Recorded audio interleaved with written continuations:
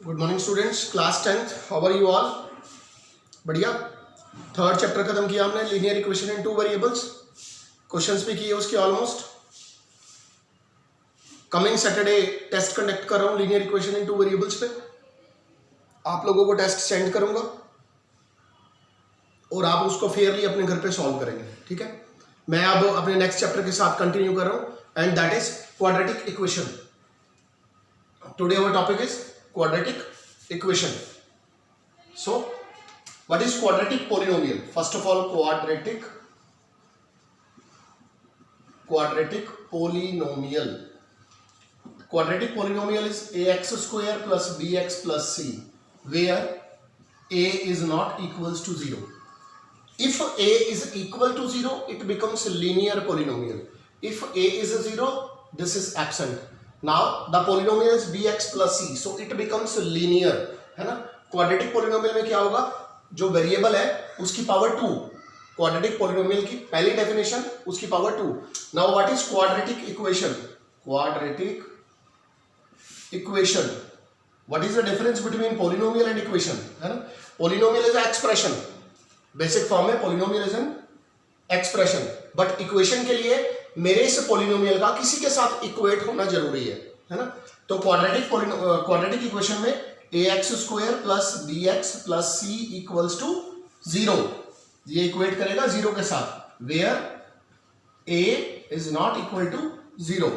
a b c are constant and x is variable, है ना?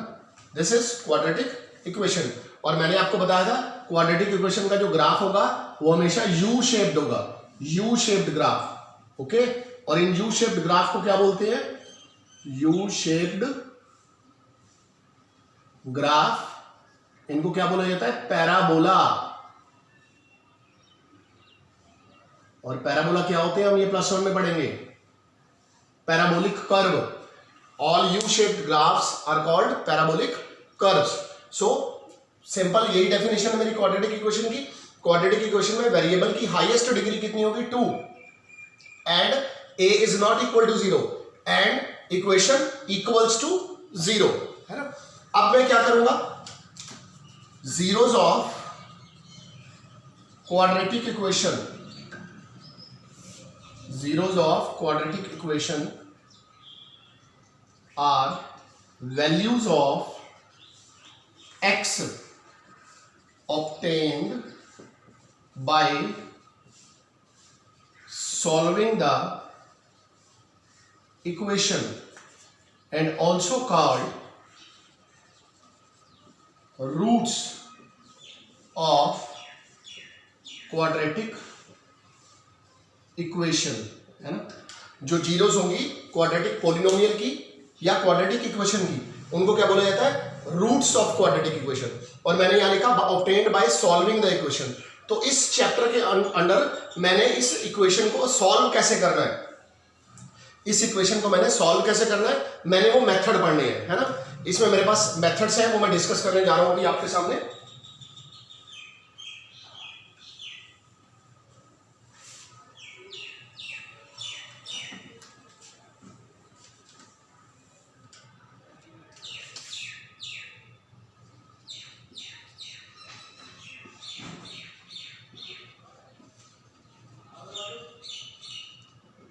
Methods to solve quadratic equation. First method is factorization method. Second method is formula method. And third method is completing square. Completing square method. ये method जो है ये मेरे syllabus में से cut हो चुका है। लास्ट ईयर ये मेथड बोर्ड की तरफ से कट हो चुका है, बट मैं अपने इस वीडियो में एक क्वेश्चन ऐसा होगा जो इस मेथड से भी सॉल्व करूंगा, ताकि तुम्हें पता लग सके कि ये मेथड क्या था, है ना? सिलेबस में से कट हो जाए कोई भी चीज, बट नॉलेज हर एक चीज की होनी चाहिए, चाहे वो सिलेबस में है या नहीं। So first method is factorisation method, second method is formula method and third method is completing square method. Factorisation method में आप यूज करोगे mid term,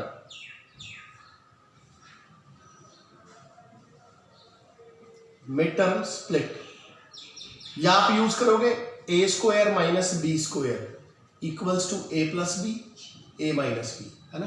this is factorisation method. What is formula method? फॉर्मूला मेथड में यहाँ आपके सामने discuss करूंगा, जिससे आपको और नई नई चीजों का पता लगेगा।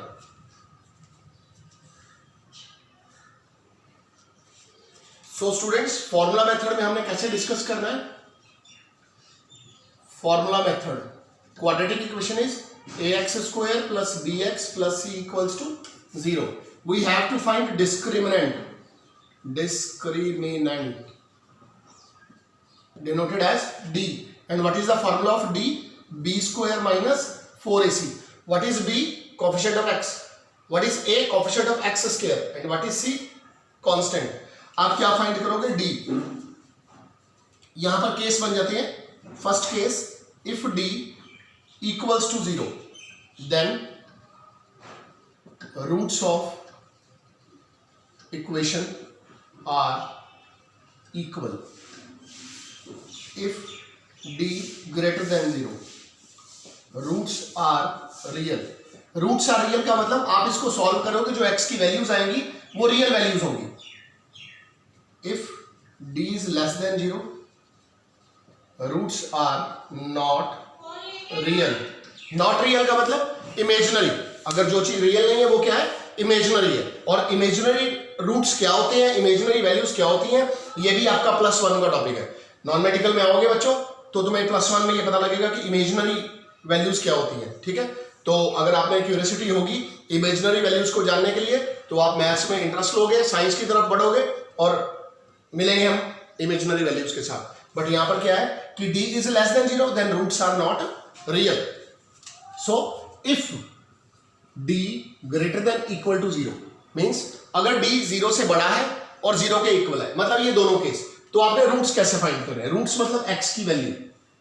if d greater than 0 और roots are real and equal or equal, real or equal. So how to find x?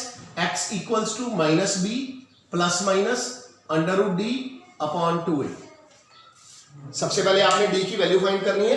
अगर आपने d की वैल्यू फाइंड की, आपके पास ये तीन कंडीशंस आएंगी। इस d इज ग्रेटर देन 0 का मतलब पॉजिटिव आएगा, d इज लेस देन 0 का मतलब नेगेटिव आएगा, और d इक्वल्स टू 0 का मतलब 0 आएगा, 0 का कोई भी साइन नहीं होता। तो अगर ये वाले दो केस आते हैं जब d 0 है या पॉजिटिव है, तो आपने जो रूट्स हैं वो फॉर्मूला मेथड से कैसे फाइंड करने हैं? ऐसे, x equals to minus b plus minus under root D upon 2a। ये इजी मोस्ट मेथड है, formula method, easy most method. आपके पास यहां पर x की दो वैल्यूज आ जाएंगी। दो वैल्यूज कैसे आएंगी? x equals to minus b plus under root D upon 2a और minus b minus under root D upon 2a। एक वैल्यू प्लस की और एक वैल्यू माइनस की। इससे आपके पास x की दो वैल्यूज, टू रूट्स आ जाएंगे। अब टू रूट्स ही क्यों आएंगे, तीन क्यों नहीं आएंगे? क्यों? क्योंकि ये क्वाड्रेटिक इक्वेशन है। इसकी हाईएस्ट डिग्री कितनी है? 2। अगर इसकी हाईएस्ट डिग्री 2 है तो इसका मतलब इसके नंबर ऑफ रूट्स कितने हैं? 2। इसकी नंबर ऑफ जीरोस कितनी है? 2। What is the meaning of number of zeros and number of roots? आप अगर इस वैल्यू को दोबारा यहां पर पुट कर दोगे x की जगह पर, then this equation equals to 0, मतलब इसकी वैल्यू क्या हो जाएगी? 0। इस वैल्यू को भी जब आप पुट कर दोगे तो इसकी वैल्यू क्या हो जाएगी? 0। So these are the two roots.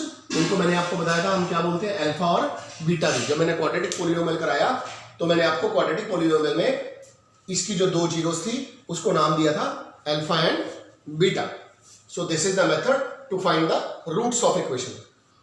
अब आपको ये बोला कि जैसे x अगर 0 के इक्वल है ना, अगर x 0 के इक्वल है तो d क्या होगा? d कैसे निकालोगे? मतलब अगर x 0 के इक्वल है तो रूट्स इक्वल होंगे। रूट्स इक्वल मतलब d यहां पर 0 आ जाएगा, यहां पर भी 0 आ जाएगा, एक ही रूट आएगा minus b upon 2a minus b upon 2a। तो ये इसके जो है वैल्यूज आएंगे। बट अगर x d जो है ग्रेटर देन 0 है, मतलब अलग अलग है, तो यहां पर जो वैल्यू है वो अलग अलग आएगी। d ग्रेटर देन 0 मतलब एक ही वैल्यू है, वो 0 नहीं है, 2 आ गया, d 2 है। तो जब यहां 2 पुट करूंगा तो मेरे पास दो अलग अलग वैल्यू आएगी, ठीक है। So this is the difference between roots are equal, roots are real and roots are not real. अगर आपके पास d नेगेटिव आ गया तो आपका आंसर होगा रूट्स आर नॉट रियल, आप फाइंड नहीं करोगे। बट इन +1 के अंदर हम नॉट रियल पर भी रूट्स फाइंड करते हैं।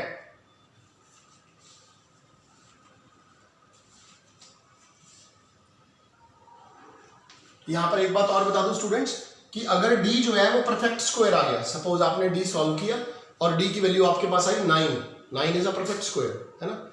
जब आप यहां 9 पुट करोगे तो इसका स्क्वायर रूट आ जाएगा 3 और ये सॉल्व होके एक आंसर आएगा।